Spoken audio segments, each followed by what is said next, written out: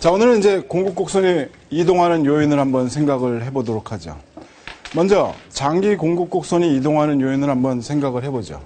우리가 공급 곡선이라고 얘기를 하면 지금 한 국가 경제의 생산 측면에서 물가와 GDP의 관계를 볼 때 장기 공급 곡선 같은 경우에는 우리가 이렇게 그렸죠. 그래서 LRAS 이렇게 썼었고요. 그래서 여기에서 우리가 이 국가가 가질 수 있는 GDP 어느 정도 규모인가 이렇게 정해져 있을 것이다 라고 얘기를 하고 이 상황을 우리는 이 국가가 갖고 있는 자원을 모두 다 사용해서 생산하는 것이기 때문에 이 GDP의 규모는 완전고용 수준에서의 GDP 규모다라는 얘기죠. 완전고용 수준에서의 GDP 규모다라고 얘기를 했어요. 완전고용 수준이다라고 얘기를 하게 되면 우리는 실업률이 몇 %인가요? 지난번에 얘기했을 때는 몇 %요? 자연 실업률 2% 정도 수준의 실업률은 있을 것이다라고 하는 것을 우리는 알고 있다라는 얘기죠. 그죠? 자, 다시 시작할까요? 다시 시작하죠. 총 공급 곡선이 이동하는 요인을 우리가 보고 있는 거죠. 자, 총 공급 곡선이 이동하는 요인을 한번 보자. 장기 공급 곡선을 보면 이 장기 공급 곡선을 보면 한 국가가 생산할 수 있는 GDP의 규모를 보여주는데, 그죠? 이 국가가 생산할 수 있는 생산량이 어느 정도 규모이냐, 어떠한 상황에서 갖고 있는 자원과 노동을 다 투입을 해서 사용할 때. 그렇기 때문에 이 장기 공급 곡선이 보여주고 있는 이 규모는, 생산 규모는 완전 고용 수준에서의 지금 생산 규모이다라고 우리는 얘기를 하고 있는 거죠. 그죠? 이 완전 고용이다라고 얘기를 하게 되면 실업률이 자연 실업률, 우리가 흔히들 얘기하고 있는 약 2% 정도 수준의 자연 실업률이 있다. 이렇게 얘기를 하고 있는 거죠. 그죠? 그래서 장기 공급 곡선이 이동하는 요인을 우리가 생각을 해보려고 하면 이 국가가 갖고 있는 생산 능력이 더 늘어나야 되는 거죠. 생산 능력이 늘어날 수 있는 요인을 생각하게 되면 자원 공급이 증가한다든가 또는 기술, 생산성이 증대된다든가 아니면 효율성이 더 향상된다든가 이러한 일들을 우리가 생각을 해볼 수가 있다라는 거죠. 그래서 장기 공급 곡선이 우측으로 이동할 수 있는 요인은 자원 공급이 증가하고 기술 생산성이 더 증가하는 경우 그리고 효율성이 향상되는 그러한 상황이 될 것이다 라고 얘기하는 거죠. 여기에 대해서는 그렇게 크게 어려움이 없을 거다라고 생각이 들어요. 왜? 한 국가의 생산 능력, 생산 가능 곡선 우리가 봤던 것과 유사하다라는 거죠. 그죠? 여기에서 여러분들이 잠깐 더 생각을 해야 될 거는 완전 고용 수준이지만 이 국가가 간혹 이것을 벗어나는 생산을 할 때는 있어요. 단기적으로. 갖고 있는 자원을 다 썼는데 어떻게 생산이 가능하냐. 더 사오던가 아니면 자연 실업률이 있기 때문에 자연 실업률이 감소하던가 이러한 일들을 우리가 생각해 볼 수가 있죠. 이 장기 공급 곡선이 좌로 이동할 수 있는 그러한 경우도 우리가 생각할 수는 있죠. 자원이 다 사라져 버린다든가 아니면 기술 생산성이 감소한다든가 효율성이 더 낮아진다든가 그렇죠. 그죠? 뭐 전쟁이 일어난다든가 아니면 원전에 문제가 생긴다든가 여러 가지 자연재해가 있다든가 할 때 이러한 문제를 우리가 생각할 수도 있다라는 거죠.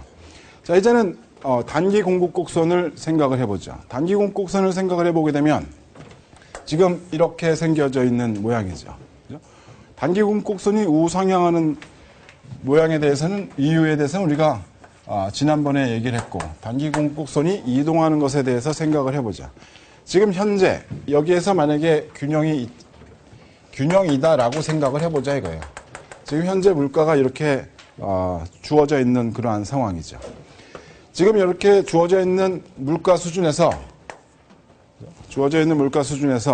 만약에 자원 가격이 하락했다. 그러니까 원유의 가격이 반의 반토막이 났다라고 생각을 해보자. 그렇게 되면 기업의 입장에서는 자원 가격이 하락했기 때문에 생산 비용이 감소가 될 것이고 이유는 더 늘어날 수 있을 거다라는 거죠. 동일한 물가 수준에서.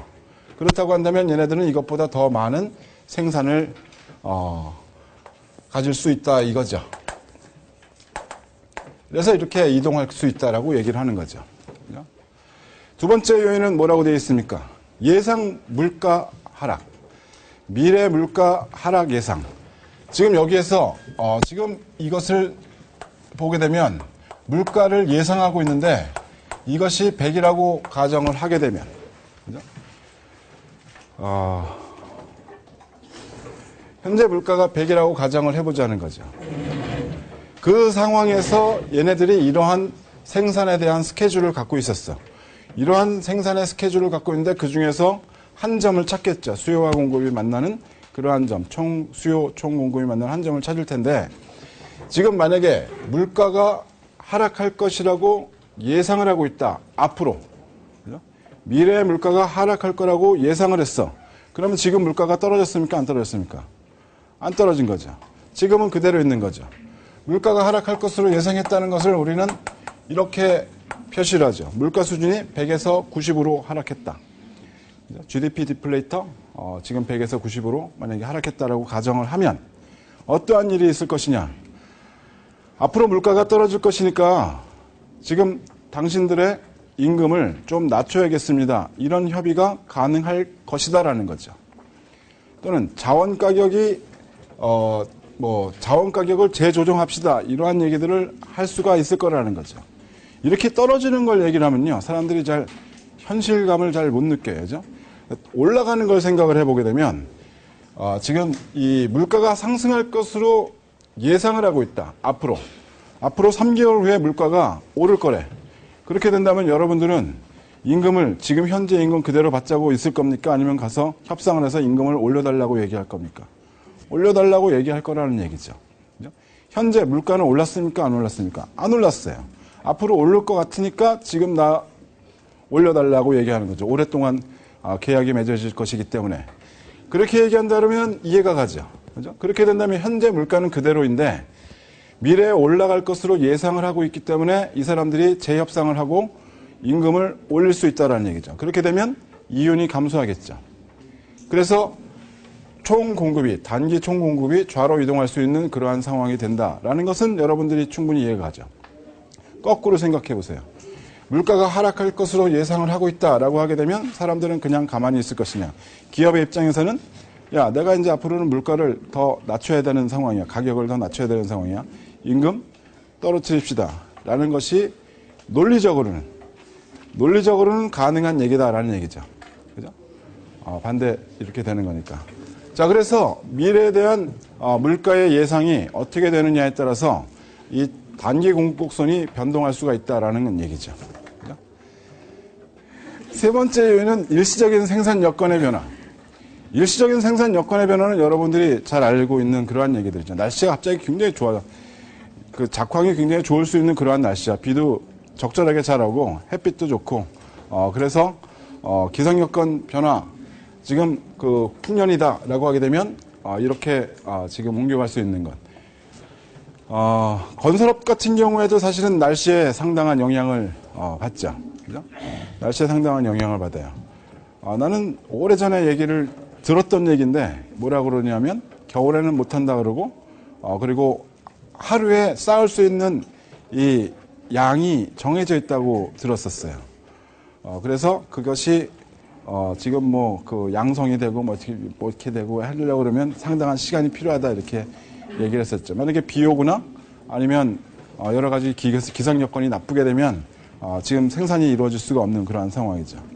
여러 가지 여건들을 우리는 생각해 볼 수는 있죠. 일시적인 생산 여건의 변화를. 굉장히 다양하게 나타날 수가 있을 것이다라는 거죠. 그런 것 때문에 늘어날 수 있는 것 또는 줄어들 수 있는 것 여러분들이 상상해 볼 수가 있을 거다. 이런 얘기죠. 자, 이제 모양을 보게 되면 이렇게 보여지는데 모양을 보게 되면 이렇게 그려지는데 우리가 첫 번째 요인을 얘기를 할 때 자원가격 하락하는 그러한 것을 생각을 해보게 되면 이런 것을 우리가 생각을 해볼 수가 있어요. 어떤 거냐면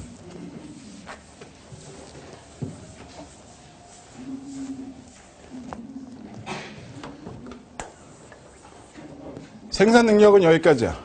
그런데 지금 현재 어떠한 이유에서건 얘네들이 총 수요와 단기 공급이 지금 여기에서 만나고 있는 거죠.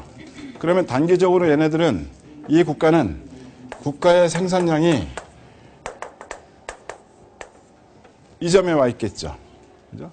얘네들의 생산 능력은 완전 고용 수준 여기까지 생산할 수 있다는 사실은 알아. 그런데 단기적으로 지금 균형점을 찾아보게 되면 얘네들은 지금 여기에서 생산을 한다는 얘기죠. 그죠? 수요와 공급이 만나는 그 점. 자, 이렇게 여기에서 생산을 한다라는 것을 보게 되면 얘네들은 완전 고용보다 훨씬 더 낮은 그러한 생산점에서 있는 거죠. 완전 고용보다 덜 생산을 하고 있는 거죠. 그렇게 된다면 완전 고용보다 덜 생산한다고 한다면 어떠한 일입니까? 자원과 노동에 대한 수요와 공급을 생각을 해보자. 자원과 노동에 대한 수요를 생각을 해보면 노동에 대한 수요로만 생각을 해볼까요? 지금 현재 이러한 임금이 주어져 있는데 지금 여기에서 생산량이 줄어들면서 얘네들은 노동에 대한 수요가 감소할 수가 있다, 이런 얘기죠. 그 얘기죠. 그죠? 그렇게 되면 지금 여기에서 있었던 노동자들이 줄어들어야 되는 거예요. 줄어들면서 수요와 공급이 만나는 바로 이러한 노동점으로 옮겨가게 되는 거죠. 노동량이 이렇게 결정이 되겠죠. 그 얘기는 자원, 노동의 가격이 하락할 것이다, 이런 얘기죠. 자원, 노동의 가격이 하락했다라고 얘기를 하게 되면 지금 우리는 어떠한 것을 예상할 수 있을까요? 조금 전에 얘기했던 자원, 노동의 가격이 하락할 때 단기 공급 곡선이 이동할 것이다. 어느 쪽으로? 우측으로. 우측으로 이동을 하게 되면 지금 이러한 균형점으로 다시 되돌아오는 그러한 일들을 우리가 보게 될 것이다 라는 얘기죠. 그죠?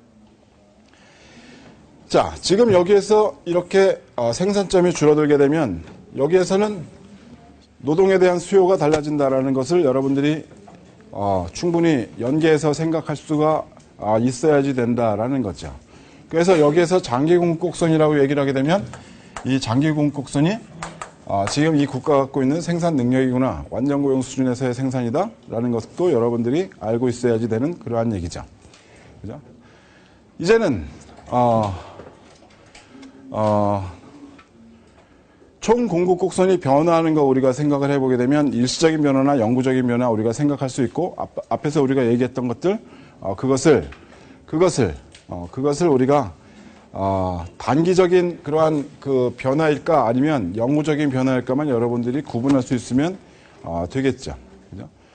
자원 가격 같은 경우에는 지금 그 생산량이 변화함에 따라서 언제든지 다시 되돌아올 수 있는 그러한 상황이지만 생산 기술, 자원의 양, 이러한 경우에는 각각 이 국가가 갖고 있는 그러한 자원의 양, 이러한 경우에는 천천히 변화하든가 아니면 영구적인 변화가 나타날 수밖에 없는 그러한 상황이 될 것이다라는 거죠. 영구적인 변화인 경우에는 장기와 단기 공급 곡선이 같이 움직일 수밖에 없다라는 거죠. 그래서 이러한 단기 공급 곡선 같은 경우에는 지금 여기에서 이렇게 잠깐 옮겨갈 수가 있어요. 단기적으로 얘한테 어떠한 문제가 생겨서 문제라기보다는 자원 가격이 하락했다라고 생각을 해보자는 거죠. 그렇게 되면 지금 1점에서 2점을 옮겨갔죠. 균형점이. 자, 지금 여기에서 완전 고용 수준보다 더 많은 생산을 갖고 있죠. 완전 고용보다 더 많은 생산을 갖고 있다면 노동 자원에 대한 수요가 더 늘어날 것이고 자원의 가격이 다시 상승하는 그러한 모습을 우리가 상상할 수가 있을 것이다라는 거죠. 그렇게 된다면 자원 가격 상승에 의해서 다시 지금 이렇게 단기 공급 곡선이 원위치되는 그러한 상황을 보게 될 것이다라는 거죠. 그죠? 자, 이렇게 얘기를 하게 되면 지금 이것은 고전학파에서 얘기했던 그러한 얘기들이 지금 그 설명이 되고 있는 모양이다라고 여러분들이 보시면 된다 이거죠. 장기 공급 곡선의 변화, 여기에서 지금 영구적인 변화를 보게 되면 한 국가가 갖고 있는 생산 능력 자체가 완전히 달라지는 거죠. 기술이 확 좋아졌다든가 이러한 일들을 우리가 생각할 때, 그죠? 이러한 것들을 보게 되는 거죠. 이제 우리가 이런 거 잠깐만 생각을 해보죠. 어떤 거냐면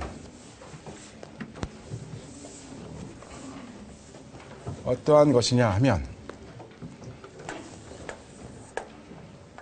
지금 아까 얘기했던 이 GDP가 단기적으로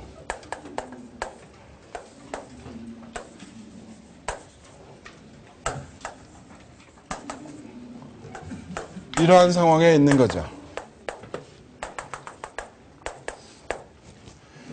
지금 우리가 봤듯이, 우리가 지금 이것을 보았듯이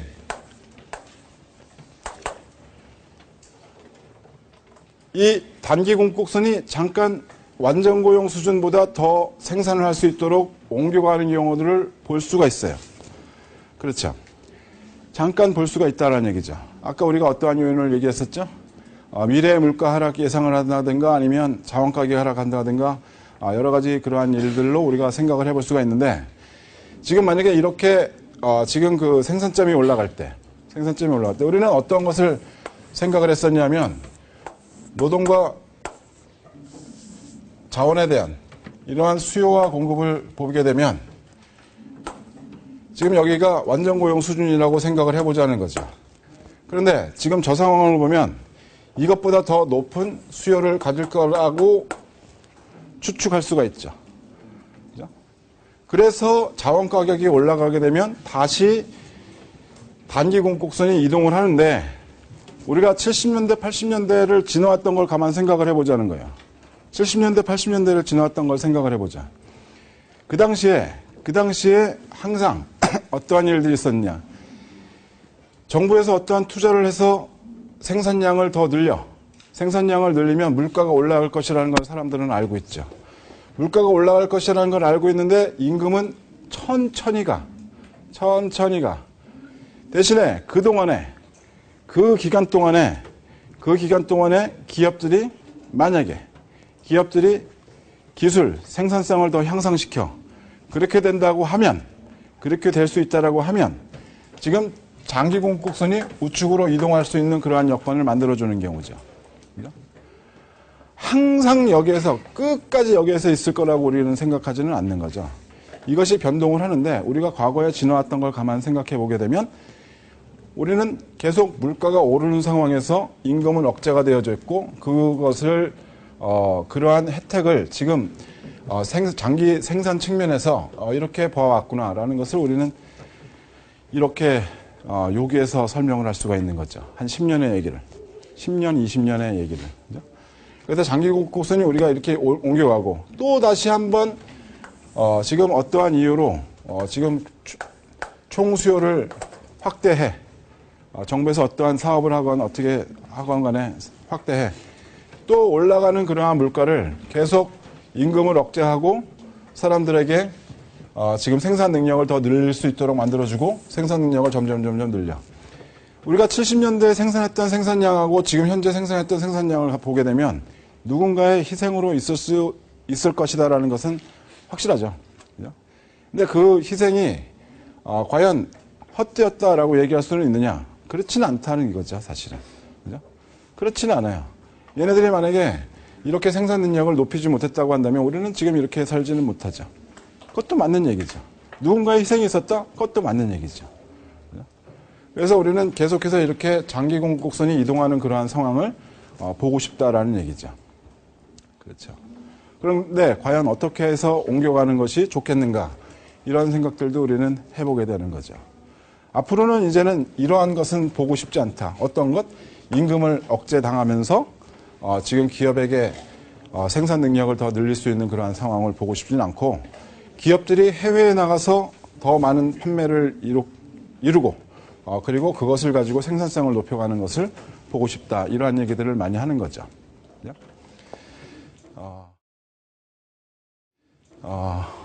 이제는 우리가 드디어 시장의 자기 조정 능력이라고 얘기를 하면서, 거시파트에 처음에 들어올 때 얘기했던 1930년대부터 현재까지의 그러한 그 거시경제의 변화를 보면서 뭐 공부한다고 그랬습니까? 고전학파의 얘기와 케인즈에 대해서 공부를 한다고 얘기했었죠. 그것에 대해서 공부하는 것으로 들어가는 거죠. 거기에 대해서 들어가는 것, 그걸 공부하는 걸로 들어가는 거야. 지금 이제는 고전학파하고 케인즈 얘기를 둘 다 한번 정리를 해보자, 이런 얘기죠. 일단 여기에서 얘기를 하는 것을 보게 되면 이 사람들이 바라보고 있는 세상이 너무나 달라요.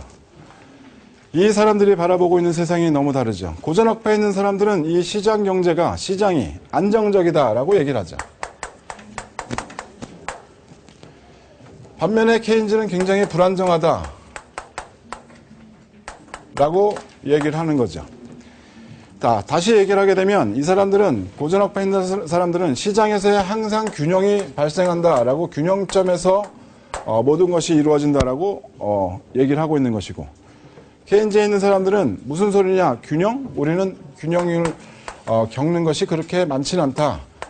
불균형을 더 많이 보고 있지 않나, 이런 얘기를 하고 있는 거죠.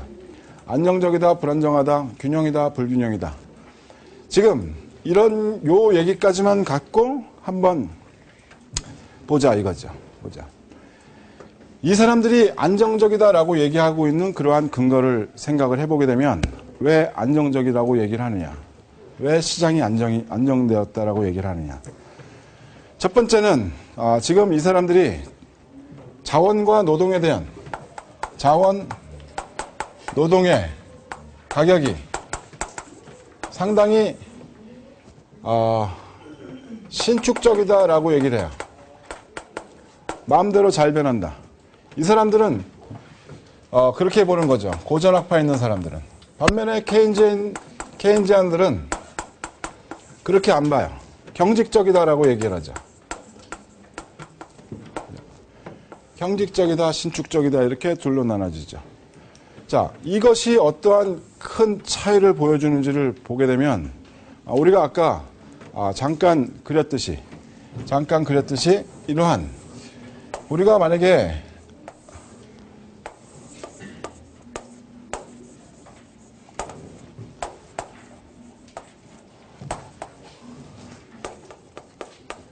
이러한 상황에 있다라고 하면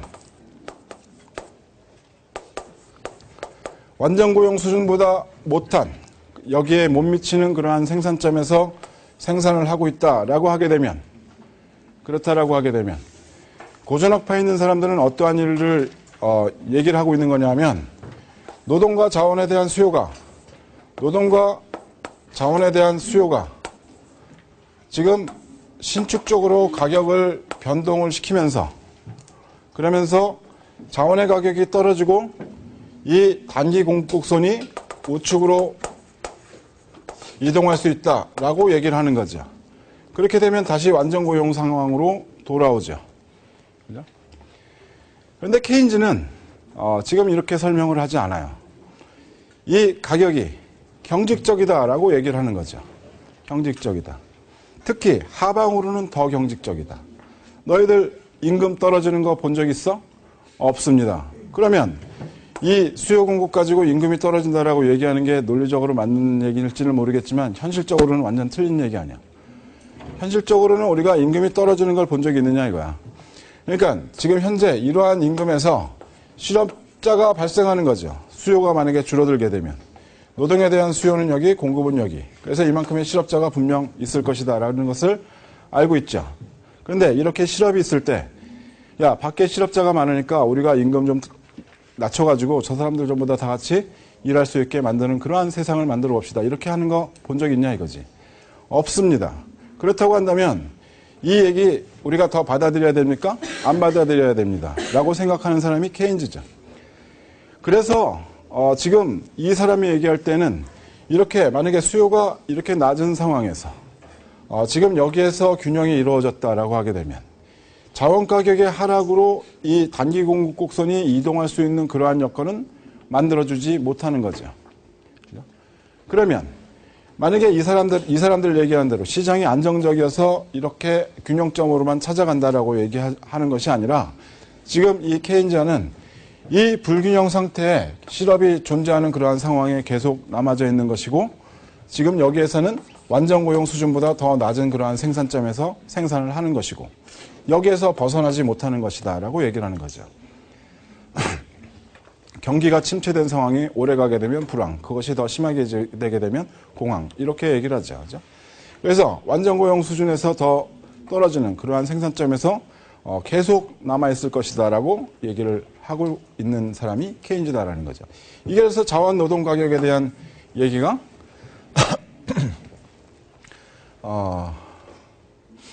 설명을 해주는 거죠. 무엇을? 공황 상황을. 30년대 공황은 이렇습니다라고 케인즈가 얘기를 하는 거죠. 그래서 이 사람의 해법은 뭐야? 그러면 지금 단기 공급곡선이 이동할 수 있는 그러한 요인은 없고 여기에서 수요를 변동을 시켜줘야겠구나. 수요를 늘리면 거기에 따라서 공급은 요 선을 따라서 이렇게 옮겨갈 것이다 라고 얘기를 하는 거죠. 수요가 공급을 창조한다. 이 사람은 그렇게 얘기를 하는 것이고 고전학파에 있는 사람들은 여기에서 단기 공급 곡선이 이동하면서 공급이 수요를 창조한다라고 얘기를 하게 되는 것이죠. 그래서 이 사람들은 끝끝내 합의점을 찾아내지 못하는 거죠. 계속 생각은 달라요. 이 상황에서 1930년대 상황에서는 지금 케인즈가 얘기했던 것이 설명이 되었었고 그것으로 문제를 해결할 수가 있었죠. 어떻게? 총 수요를 늘릴 수 있는 그러한 방법을 찾아보자. 이러한 거죠. 일단은 여기에서는 요것만 가지고 지금 이 케인즈와 고전학파에 있는 이러한 얘기들을 잠깐 설명을 하게 된 거죠. 다시 우리가 고전학파에 있는 얘기로 돌아가서 보자. 고전학파에 있는 얘기로. 시장은 안정적이다. 그 이유를 첫 번째 얘기한 것이 자원가격의 신축성.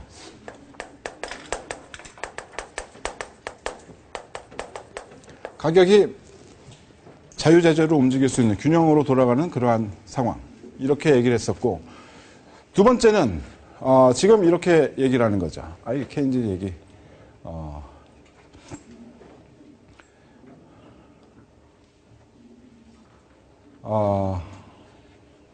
그렇죠. 여기까지 다 설명한 거죠. 그래서 이렇게 된다라는 얘기죠. 자, 고전학파가 시장 경제가 안정적이다라고 얘기하는 또 다른 이유는 무엇인가? 지금 소비가 안정적이다. 자, 소비가 안정적이다. 지금 이 GDP라는 것이 어떻게 결정이 된다고? 소비 플러스 투자, 정부 지출, 그리고 순수출 이렇게 되어져 있다라고 하면 지금 이 사람들이 생각하는 것은 이 소비가 안정적이다라는 거죠. 이게 70%가 전체의 70%가 안정적이야. 나머지 요것이 30%야. 만약에 얘는 그냥 늘 똑같아. 별로 달라질 일이 없고 얘네 둘이 달라진다라고 하게 되면 GDP에서 차지하는 그러한 비중이 15%. 만약에 10% 정도 수준에서 갖고 있는 것이 1% 변한다고 생각을 하게 되면 그러면 GDP의 변화는 얼마나 나오니까 0.몇 % 변화하는 거죠. 그죠? 그렇게 된다 그러면 이 GDP의 변화가 어떤 것에 의해서 가장 크게 나타나는 거야? 소비에 의해서 제일 크게 나타나는 거죠. 소비가 안정적이라고 얘기한다면 지금 이 수요 자체가 안정적이다라고 우리가 얘기할 수가 있는 거죠. 그렇죠. 이 수요가 안정적이다라고 얘기를 하고 있기 때문에 지금 이 사람들은 시장 전체가 안정적이다라고 얘기를 하고 있는 거죠. 수요가 안정적이다라고 얘기를 하게 되면 지금 균형 상태에서 그림을 그리면 여기다 하나 더 그려. 균형 상태에서 그림을 그리면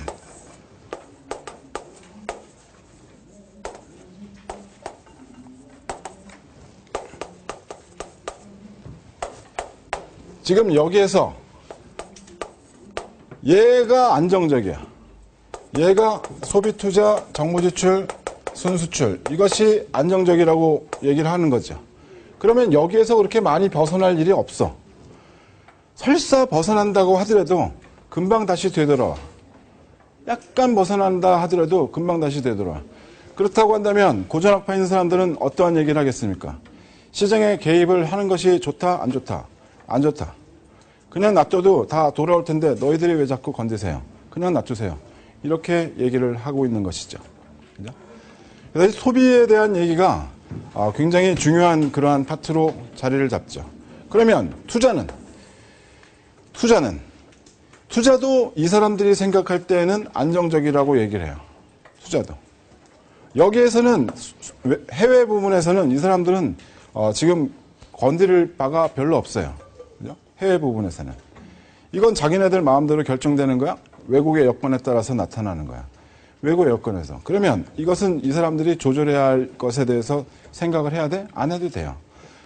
이 투자라는 것도 안정적이고 소비라는 것도 안정적이다라고 한다면, 그렇다고 한다면 이 사람들은 시장의 총수요가 늘 균형 상태에서 머물 수 있는 그러한 여건이 된다라고 주장을 하게 되는 거죠. 그렇기 때문에 시장에 개입을 할 이유가 없다라고 생각을 하지만 케인즈는 그렇지가 않아요. 케인즈는 이 소비라는 것이 그렇게 안정적이지가 않다라고 얘기를 하죠. 이 투자도 안정적이지가 않다라고 얘기를 해요.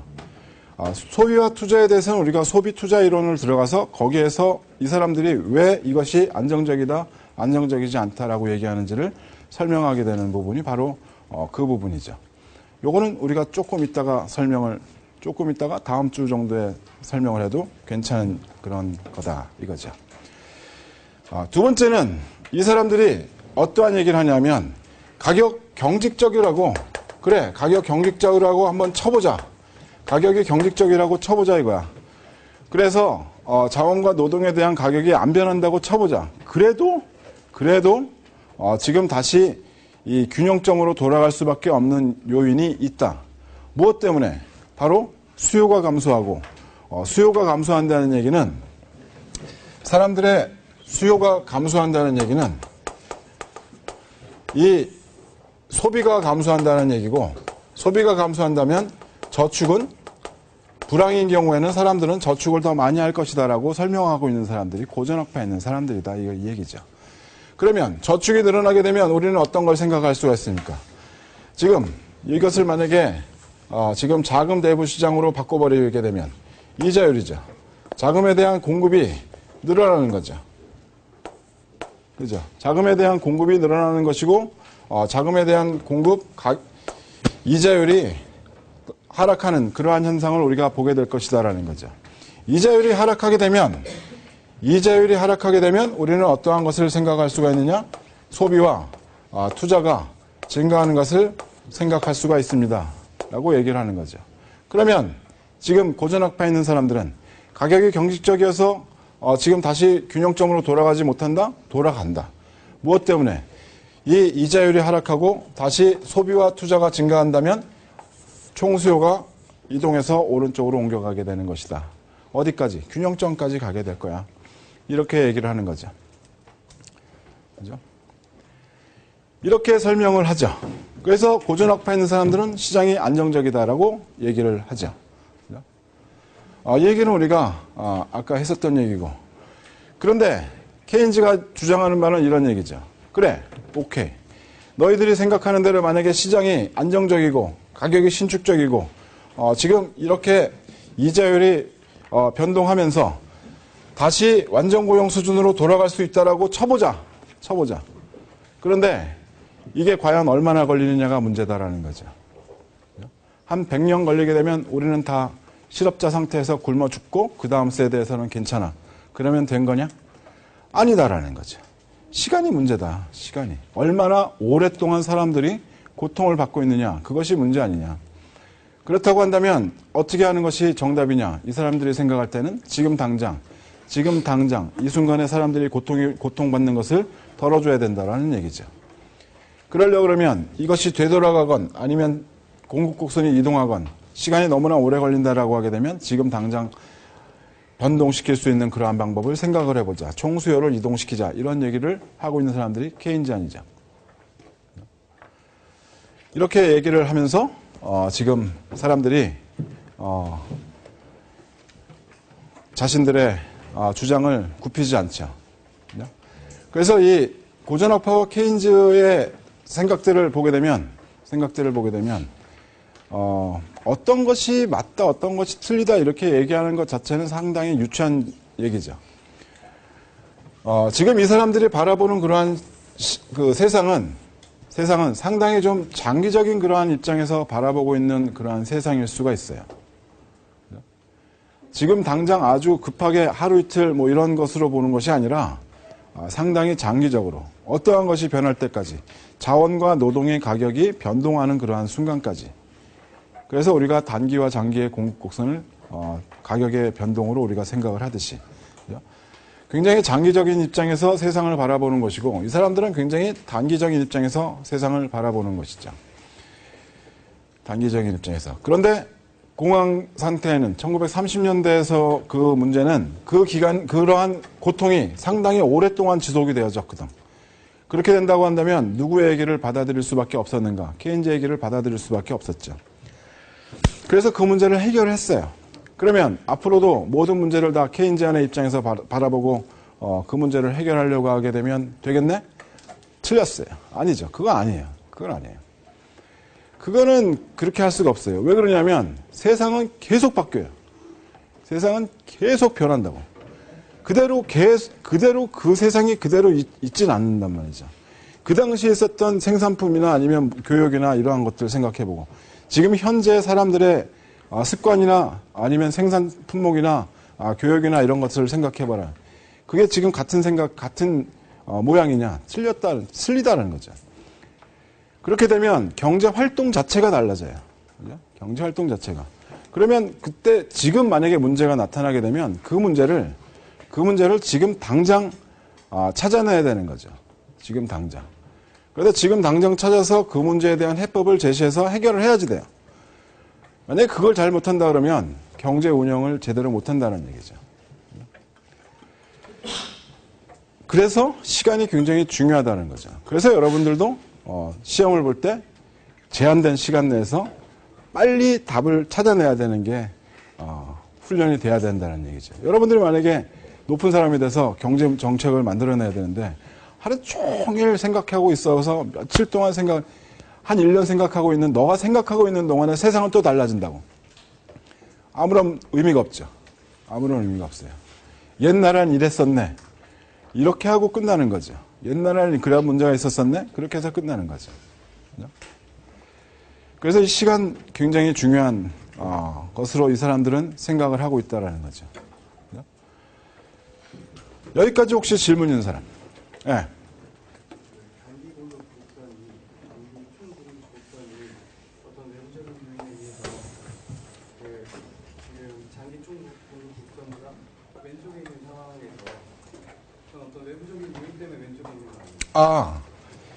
지금 이 상황을 지금 여기에서 움직이는 걸 생각을 해보죠.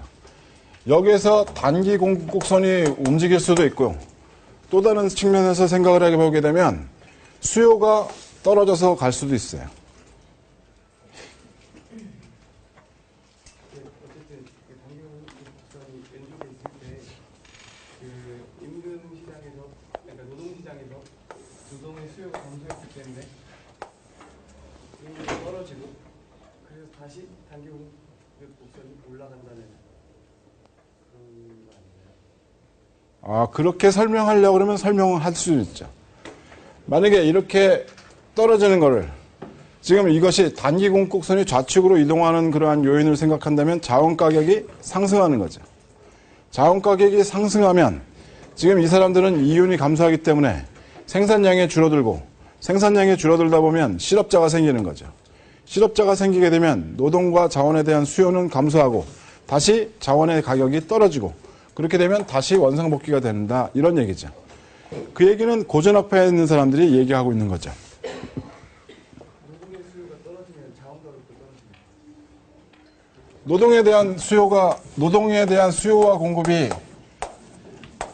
노동에 대한 수요가 떨어지게 되면 균형점이 이렇게 되는 거죠.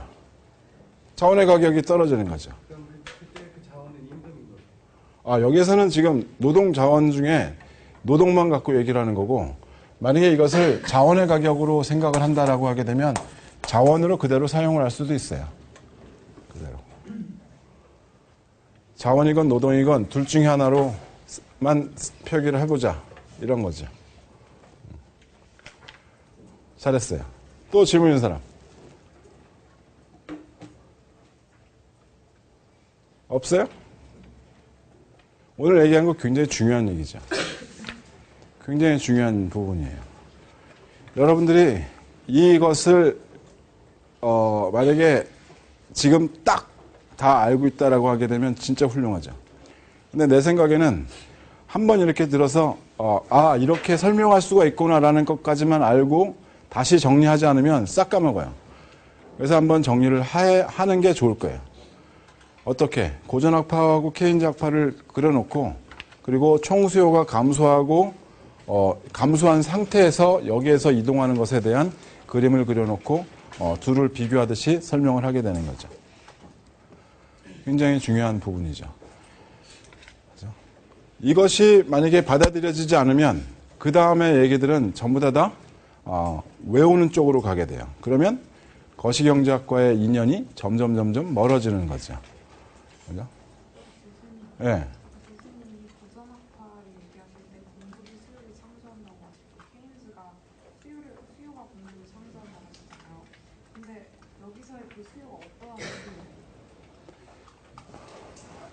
어떠한 수요냐고요? 어떠한 수요와 공급? 그러니까 케인즈는 말하자면 원래 그러니까 시장은 불안정하고 경직적으로 불균형하니까 국가가 개입을 해야 된다 뭐 이런 식으로 주장을 했던 사람이잖아요. 근데 여기서 그렇다면 말하자면 개입을 한다는 건 직접 시장에 개입을 해서 뭐 공급을 한다 이런 식의 의미처럼 받아들여서 왜 수요가 공급을 창조한다고 얘기하는지. 케인즈가 얘기하고 있는 거는 지금 아직 다 얘기한 건 아닌데 말이죠. 일단은 케인즈가 얘기하고 있는 거는 총 수요가 있다라고 하면, 그죠? 총 수요가 있다라고 하게 되면 이 총 수요라는 것이 내가 이걸 기호를 무지하게 이것저것 많이 써가지고 여러분들이 마음에 드는 거 하나 고르세요.